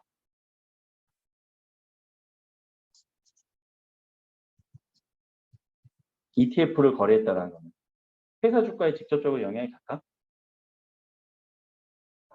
안 가지. 왜? ETF의 가격은 회사마다 아까 SST 회사도 있었고 S 회사도 있고 무슨 회사들이 있었잖아.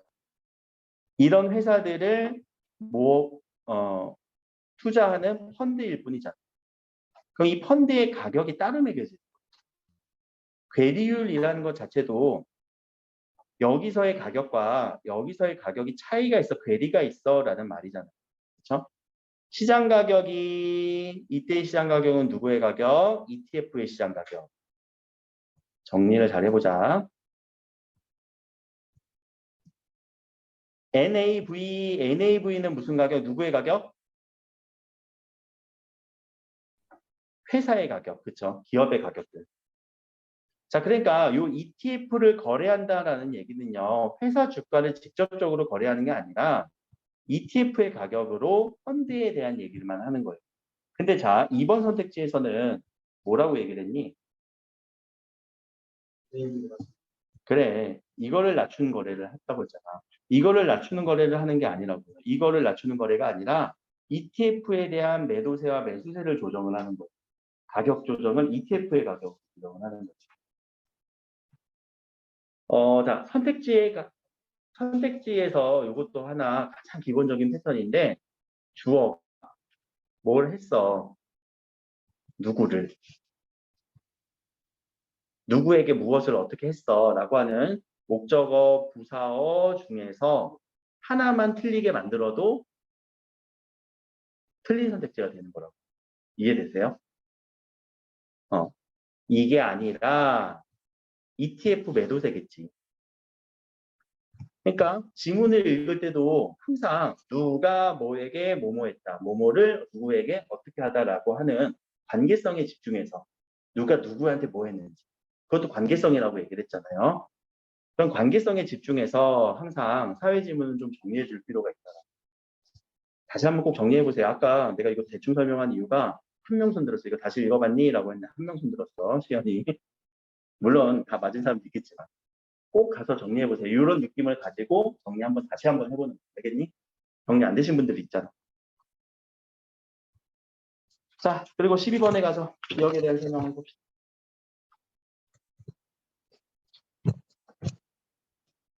기억은 뭐? 코스피 200을 추천하는 ETF. 그치?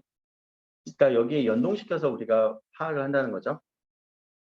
그러면 자, 요것을 매수한 개인 투자자예요. ETF 얘기 아니네. 아니, ETF 운용사 얘기 아니네. 그치? 자, 주식시장에 우량기업 200개 분산 투자한 것과 유사한 효과를 누릴 것이다. 뭐 그러겠네. 200개 1등부터 200등까지 쭉 해서 내가 거기 투자한 거니까. 자, 매수한 개인 투자자는 우량기업 200개 경영성과를 개별적으로 분석할 필요가 없겠지. 운용사에서 다 해줄 거니까. 그치? 개인 입장에서는 그렇게 하지 않아도 된다는 게 첫 번째 문단에서 나왔었죠. 3번은 운용사에게 위탁을 받은 LP 간의 운용사와 LP 간의 서로 관계 속에서 ETF와 결제금이 교환될 때는 기업의 기준 가격으로 거래가 된다. 이거는 앞에서 근거 찾아야 되겠네. 어디서 나오니? LP 얘기가 여기 밑에서부터 나왔잖아. 그렇죠? LP. 근데 LP가 서로 거래하는 장면은 여기서 나왔잖아. 여기서 거래 나왔잖아요. 그렇죠? 그리고 여기서는 조건이 여기서 나오죠.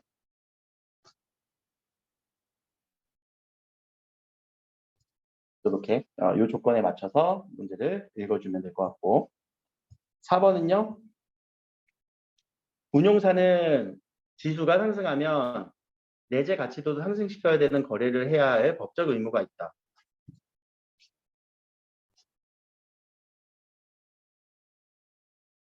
응? 이건 어디가 잘못됐니? 이거 잘못됐는데. 말이 조금 어디서 지금 오류가 났지? 내재 가치를 상승화시킬 의무는 없죠. 그럼 뭐에 대한 가치야? 내재 가치가 아니라 ETF 가격, ETF 시장 가치. 왜 올려야 돼요? 괴리율을 1% 내로 줄여야 돼요. 그렇죠? 자, 내재 가치라고 하는 이 개념 자체가 누구 거였어? 이 지수 안에 있는 회사 안에 있는 그 개별적인 가치였던 거죠. 그렇죠? 그래서 답은 4번으로 뭐가 뭐를 어떻게 해야 되는지 정리. 자, 13번 잠깐만 혹시 13번 문제 틀린 사람이 있나? 자, 13번은 공란이 있으면 안 되잖아. 공란을 못 풀면 안 되잖아. 시간 없으면 이거라도 풀어야지. 자, 하나 더. A의 의미라고 해서 이거 내가 이제 어휘 문제 푸는 방법인데요. A 어디 나왔냐? 자, 어휘 문제 풀 때 처음이자 마지막으로 설명할 건 아니지만 이 얘기를 앞뒤 문맥까지 조금 더 읽어서 유의어로 바꿔보세요. 유의어.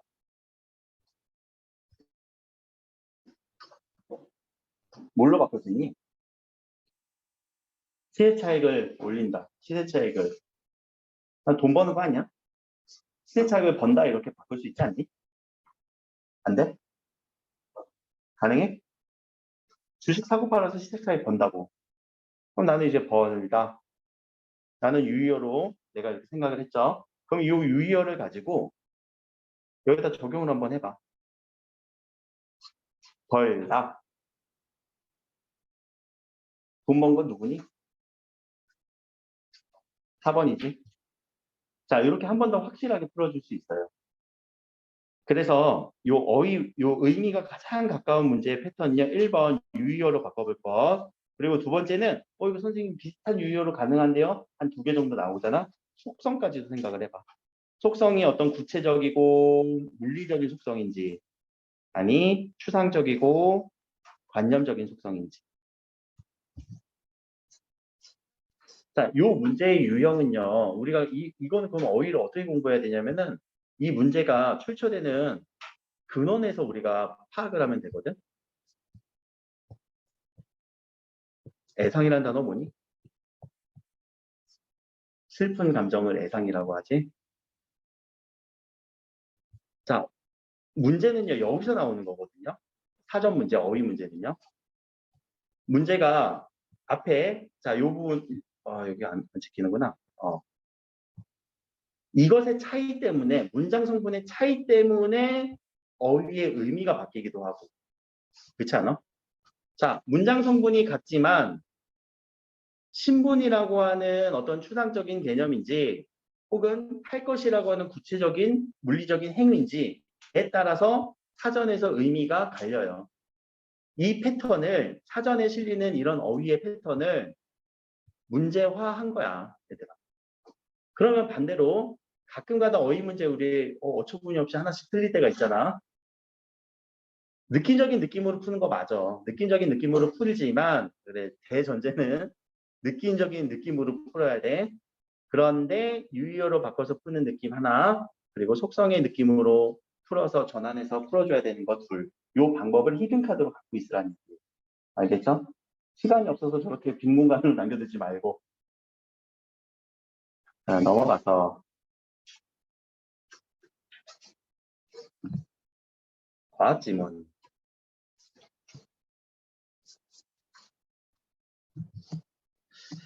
과학지문에 대해서도 한번 얘기를 쭉 해볼 건데 14번 문제는 많이 맞았던 것 같은 14, 15 이건 시간이 없어서 못 본 부분들도 많구나. 그러면 그 전에 시간이 없어서 못 푼 건 어떻게 해야 돼? 찍어? 찍더라도 아까 뭐 여러 가지 방법을 얘기해 주겠지. 그럼 근본적으로 시간을 단축해야 되잖아. 어떻게 단축할 건데?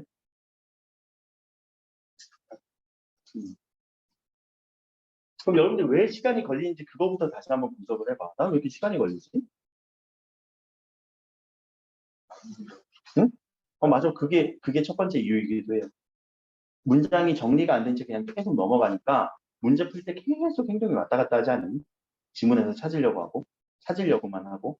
근데 정확하게 내 머릿속에 딱 입력하면서 읽어줬다면, 정리가 됐다면, 이해가 됐다면, 문제는, 선택지는 금방 판별이 됐고요. 그 효과예요. 그래서 이 문장 한 문장 한 문장이 이렇게 제시가 되잖아. 근데 이 한 문장이 정확하게 이해가 되지 않은 채 다음 문장으로 절대 넘어가지 마세요. 지금은요. 시간이 없으신 분들. 시간 없어서 못 풀어요 라고 하시는 그 밑에 이렇게 빈 공간 많았던 분들은요. 이거 조금만 더 연습을 해보세요. 과제장으로 나간 것들 또는 제가 우리 금요일날 클래스에서 제가 이렇게 프린트도 줬잖아. 그러면은 절대 한 문장이 이해가 안 되고 정리가 안 된 채 넘어가지 마. 여러분들을 제일 나쁜 독해가 줄치면서 읽는 거다. 이렇게 줄치면서 읽는 거. 문제지 한번 이렇게 쓱 봐봐. 누가 줄이 제일 많은지. 자, 이거는 왜 그러냐면 누구야? 어? 네. 완벽해? 완벽하게 일치해? 네. 이거 내가 왜 나쁘다고 했을까? 미안하지만 공개해도 되지? 점수? 원기? 몇 점 나왔을까? 몇 문제 못 풀었어? 못 푼 문제는 없었어? 다 읽곤 했는데 그걸 많이 틀린 거지. 네. 읽었는데 틀렸잖아. 네. 자, 왜냐면 이거 밑줄 치고 이렇게 넘어가는 순간 여러분들 손이 빠를까 아니면은 눈으로 입력돼갖고 머릿속에서 처리되는 게 빠를까? 손이 훨씬 빨라. 압도적으로 빨라. 그럼 이미 손은 한 문단이 끝나 있다 여기. 한 문단이 여기서 끝나 있다. 근데 머릿속에는 안 들어와 있어. 근데 우리는 착각한다. 지문 다 읽은 걸로. 아 읽기에 읽었겠지 대충. 이해한 걸로 착각한다. 절대 이해가 안 됐어. 그래서 치는 게 아니라 저는 음. 그냥 이렇게 눈을 읽는 것보다 음. 손을 이렇게 따라가면서 읽는 아니야 그렇게 해도 안 돼.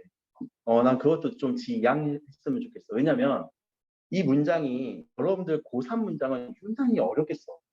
문장을 어떻게 쓴다고? 복잡하게 준단 말이야. 그래서 한 문장 읽고 나서 이 문장이 뭔지 이해가 됐으면 그냥 넘어가도 괜찮아요. 그렇게 뭐 밑줄 치면서 손으로 따라갔지만 문장 단위로 그렇게 끊으면서 가진 않냐? 문장 단위로 끊고 이 문장이 무슨 문장인지 이해가 되면 그 다음에 밑줄 치면서 읽어요. 안 걸려? 안 걸려. 진짜 오래 안 걸려.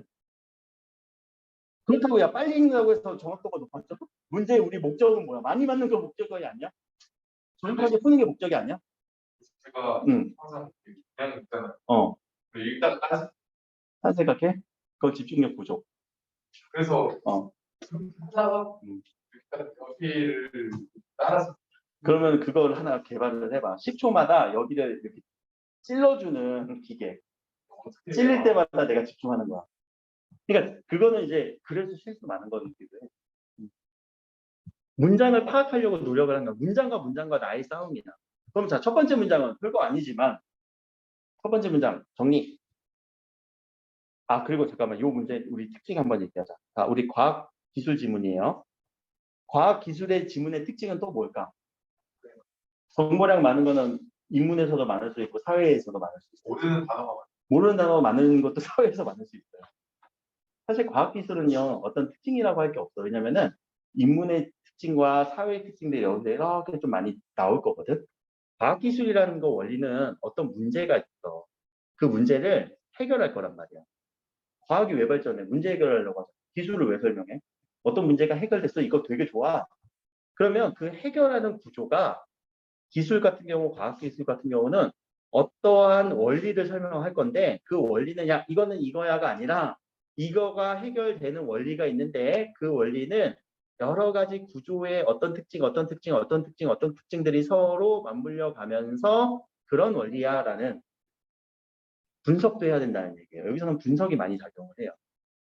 물론 이것도 뭐 과학기술만의 유니크한 특징이라고 얘기할 수는 없어요. 앞에 인문은 유니크한 생각을 정리하는 거, 사회는 관계를 바라보는 거, 그거는 정말 유니크하지만 과학기술은 분석은 이렇게 관계 각각의 요소의 관계 파악해갖고 종합해갖고 정리하는 거는 인문지문에서 연습하고 사회지문에서 연습된 내용들이 과학지문에서 올 거란 말이에요. 과학지문을 단순히 이제 뭐 배경지식으로 한정해서 본다면은 그거는 좀 배경지식 쌓을 게 너무 많잖아. 그치? 또 인문지문 연습하고 사회지문 연습했던 그런 독해 방법들이 여기서 총망라가 될 거예요. 결국 분석을 많이 할 거거든. 그리고 어떤 원리에 대해서 설명을 할 거거든. 그 원리가 어떻게 일어나는지, 이 말은 왜 이렇게 쓰였는지 문장을 이해하려고 노력을 해야지. 첫 번째는 몰라. 웨스턴 블러팅이라는 단어를 어떻게 알아. 나도 처음 봤는데. 응? 아무튼 얘는 단백질 검출한대. 여기까지. 섞여 있는 데서 얘만 딱 검출하고 싶대. 그거야. 근데 방법은 몇 가지 방법이래?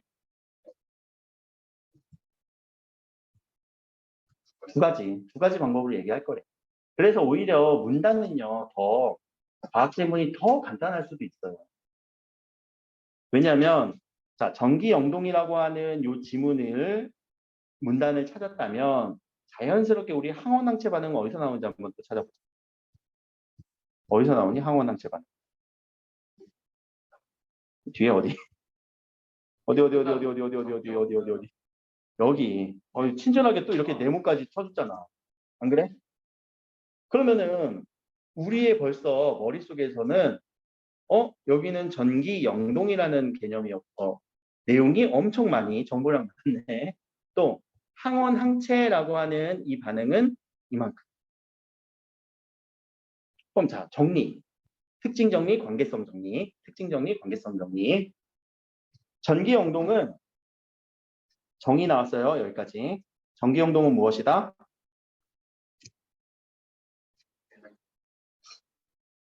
자, 그래. 겔에 전극 연결해서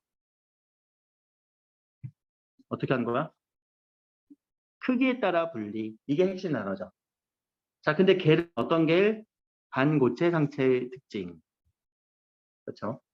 그리고 크기에 따라 분리하는 기법이. 크기에 따라 분리한데. 망상구조로 되어 있는 겔. 자, 또 겔의 특징. 겔의 특징. 그치? 겔의 특징 벌써 정리가 되니까 벌써 두 가지 특징이 보이지. 그럼 특징 정리. 겔에서는 어떤 특징이 또 있대? 크기가 작으면 빨리 이동한다. 관계네. 관계성이 드러나네. 크기가 작다, 빠르다. 정리. 끊고. 이걸 못한다고? 할 수 있지. 이게 엄청나게 많을 뿐이야. 그러니까 눈으로 여러분들이 글을 읽건 뭐 펜을 따라가 읽건 문장은 끊어주고 이 문장이 무슨 내용인지 정리하고 넘어. 알겠지? 그러니까 원기가 이렇게 쭉쭉쭉쭉 줄치고 있는 거는 정리 안 한 채 그냥 쭉쭉쭉쭉 줄치는 흔적이지 않을까 싶어. 아니니? 정리는 했는데 내가 너무 억까하는 거야? 요새 1학년들 많이 쓰더라. 자, 단백질은 여러 아미노산이 선형으로 연결되는 다양하게 적팀 구조로 되어 있어. 자, 여기까지 끊어지면 내용 달라졌잖아. 이런 방법이 있는데 단백질은 이래라고 또 다른 설명. 그럼 단백질은 어떤 특징? 선형으로 연결돼서 선 따라서 연결되고 접혀 있대. 특징. 그래서 접히다 보니까 크기가 같을 수도 있는 문제점. 이거 문제점이잖아. 과학기술은 항상 문제점이 나올 거예요. 그 문제점 어떻게 해결한다고요? 그래서 요 계면활성제로 단백질을 변성해서 과정이지? 여기부터 이제 과정이 나오네. 변성하고 그리고 하나 더 어떤 특징? 전하를 띠도록 한다. 여기부터 이제 또 배경지시를 붙여야지. 얘들아 전하가 있으면 얘는 자연스럽게 누구 따라가? 그치 얘는 플러스로 갈 거야 라는 거. 이건 굳이 설명 안 했지만 우리는 알고 있어야 되는 거죠. 몰랐어? 아니요. 모를 수가 없지. 고3이 됐는데 중학교 때 과학 공부 안 했다는 얘기고. N극은 플러스극으로 갈 거잖아. N극이래. 마이너스극. 그치? 음극은. 자, 이렇게 처리한 시료를 그러면 자 여기서 이미 SDS라는 처리를 하고 나면 어떤 특징이 생겨요? 선형으로 바뀌어요. 두 번째 음전하를 띄워요. 특징 정리. 됐잖아. 그렇게 한 거를 또 과정 얇은 팔에 겔에 넣고 그 변에 음극 그러니까 음극 쪽에 한 변에 넣는데 그 변에 음극을 넣어줘.